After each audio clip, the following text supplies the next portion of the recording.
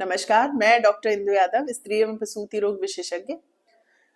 कई बार आप लोगों को कंफ्यूजन होता है कि आपके बच्चे की जो ग्रोथ है क्या वो ठीक हो रही है या नहीं हो रही है।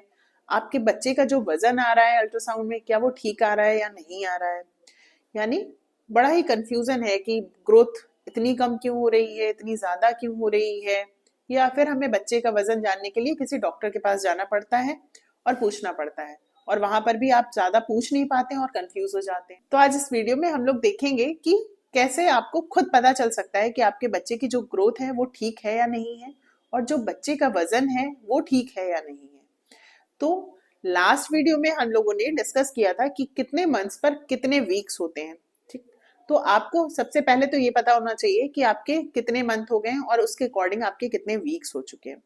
आप अपने वीक्स देख लीजिए, कैलकुलेट कर लीजिए, और जो अल्ट्रासाउंड आपने कराया है अभी उसमें देख लीजिए जो कॉम्पोजिट जेस्टेशनल एज यानी जो CGA लिखा हुआ है, क्या वो जो आपने कैलकुलेट किए हैं अपने वीक्स और वो जो CGA है क्या वो करिस्पॉन्ड कर रहे हैं या नहीं। यानी आपके मान लीजिए 26 वीक्स हुए हैं, आपने जो अपने लास्ट पीरियड से कैलकुलेट किया वो आज 6 महीने पूरे हुए हैं और 26 वीक्स हो गए। आपने आज ही अल्ट्रासाउंड कराया, उसमें लिखा हुआ है 26 वीक्स, तब तो सब कुछ ठीक है। या हो सकता है 26 वीक 5 डेज लिखा हो, तब भी ठीक है, 27 वीक्स भी ठीक है। लेकिन अगर उसमें 26 वीक्स ना लिखकर 21 वीक लिखा है या 24 वीक्स लिखा है या उसमें लिखा है 28 वीक्स प्लस 5 डेज, तो इसका मतलब है कि बहुत ज्यादा ही वेरिएशन आ गया है हम लोगों के कैलकुलेशन में और जो अल्ट्रासाउंड में कैलकुलेशन होकर आई है। तो इसका मतलब है अगर 24 वीक्स आ रहा है और हमारा बच्चा आज 26 वीक का है, तो इसका मतलब ये हुआ कि हमारा बच्चा ग्रो नहीं कर रहा है और हमें तुरंत अवेयर होने की जरूरत है। हमें डॉक्टर को कंसल्ट करना है, तुरंत जाकर अगर किसी को दिखा रहे हैं तो आप अपना डॉक्टर चेंज कर लिए या उससे पूछिए कि मैम हमारा बच्चा ग्रो क्यों नहीं कर रहा है। ठीक है, अगर यही 26 वीक ना होकर 28 वीक्स प्लस में आ रहा है तो इसका मतलब है हमारा बच्चा ज्यादा ग्रो कर रहा है। अगर ज्यादा ग्रो कर रहा है तो हो सकता है कुछ प्रॉब्लम हो रही हो, आपको शुगर की बीमारी है या कुछ और हो सकता है। ये सब कैलकुलेशन जो है वो उससे आप कैसे बिल्कुल एक्यूरेट हो सकते हैं। तो आपको अपना लास्ट पीरियड जो है वो एकदम एक्यूरेट पता होना चाहिए, या फिर आपने जो पहले दूसरे महीने में अल्ट्रासाउंड कराया है उससे आप कैलकुलेशन कीजिए। ठीक है, जो आपने 2 महीने पे अल्ट्रासाउंड कराया था उसमें 8 वीक्स 5 डेज आ रहा था। आपको जैसे पता ही है कि हम लोगों को मंथ में कितने वीक्स होते हैं, आपको पहले ही बता दिया गया है तो आपको पता होगा। ठीक, तो आप क्या करेंगे, पहले दूसरे महीने का जो अल्ट्रासाउंड है उसे उठाकर देखेंगे क्या आपकी लास्ट पीरियड से वो वाली CGA जो है वो करिस्पॉन्ड कर रही है या नहीं कर रही है। अगर वहां तक करिस्पॉन्ड कर रहा था और अभी वेरिएशन आया है तो चिंता की बात है ना। और अगर आपने पहले कराया ही नहीं था तो हो सकता है आपको अपनी पीरियड की डेट ही ना पता हो, फिर हम लोग कुछ नहीं कर सकते उसमें। अब आपको फिर से 3 हफ्ते के बाद रिपीट स्कैन कराना है और तब करिस्पॉन्ड कर रहा है या नहीं कर रहा है तब आप जान सकते हैं। तो यानी सिंपल सा हम लोग कैसे जान सकते हैं कि हमारा बच्चा ग्रो कर रहा है या नहीं ग्रो कर रहा है या ज्यादा ग्रो कर रहा है।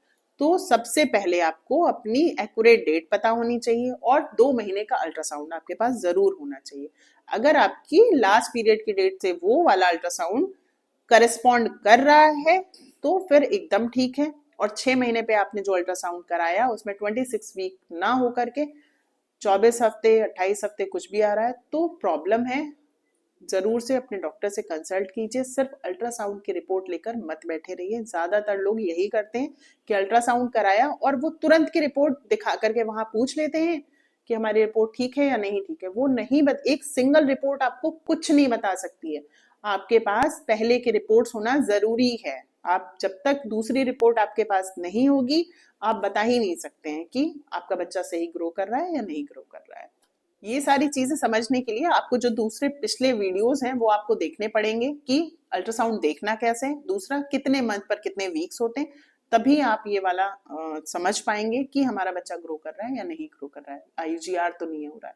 कई बार लिखा होता है ना उसमें अल्ट्रासाउंड में एक टर्मिनोलॉजी IUGR यानी बच्चा ग्रोथ नहीं कर रहा है, इंट्रा यूट्राइन ग्रोथ रिस्ट्रिक्शन, यानी ग्रोथ जो है वो रिस्ट्रिक्टेड हो गई, अब आगे बच्चा बढ़ नहीं रहा है।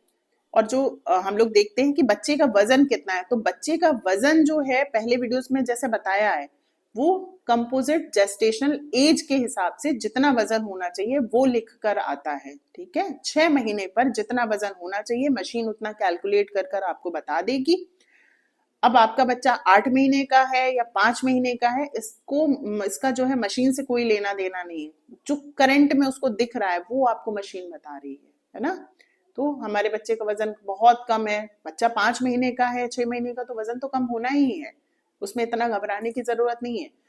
बस ये देखना है कि जितना जेस्टेशनल एज है उसके अकॉर्डिंग हमारा जेस्टेशनल एज आ रहा है या नहीं आ रहा है, वजन पर आप मत ध्यान दीजिए। तो आई होप फ्रेंड्स आपको ये चीज समझ में आ गई होगी कि हमें कैसे देखना है कि हमारा बच्चा ग्रो कर रहा है या नहीं ग्रो कर रहा है।